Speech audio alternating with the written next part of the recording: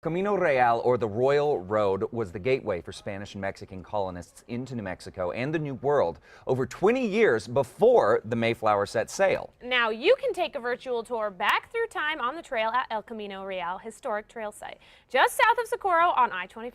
Take a look. Welcome to the Camino Real Historic Trail Site. Let's come in and take a tour. Although there were a number of excursions into what's now New Mexico, the first official government-sanctioned trip into New Mexico for the specific purpose of colonization was headed up by Don Juan Oñate in 1598. When he took off and headed north, he had 129 soldiers, their families and servants, and over 7,000 livestock. So this was a caravan stretching out 2 or 3 miles. So it had to have been extremely impressive to the local natives when they saw them approaching. So our visitors start their journey in this room where we discuss the conquest of Mexico, and then we move on into the Plaza of Zacatecas, which was the hometown of Don Juan Oñate.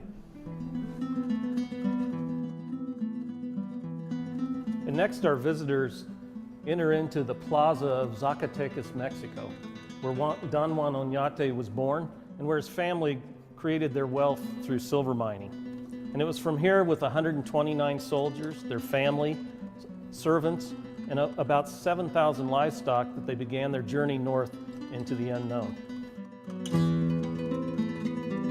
Now, this expedition was not simply for exploration, but also for settlement.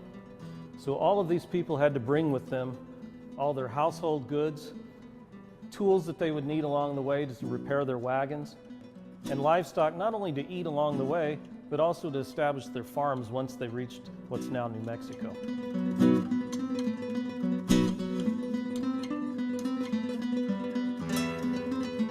Although many people outside of New Mexico have never even heard of the Camino Real, it really played an important role in American history.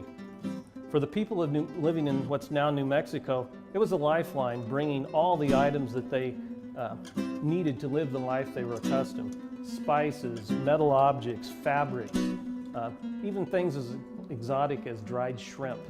All these things came up the trail, along with the many ideas, religion, philosophies, really creating this two-way street of cultural interchange that really formed us into what we are today.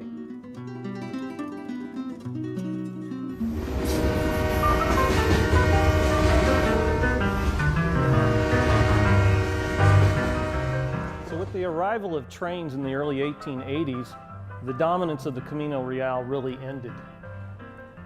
Later on, the interstates arrived, and the traffic that once went along the trail began going up and down the highways.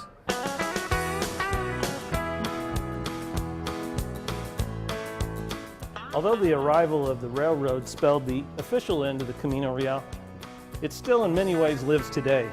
There are still a number of roads throughout through Albuquerque, Santa Fe, and many of the other small communities along the road that started out as sections of the Camino Real.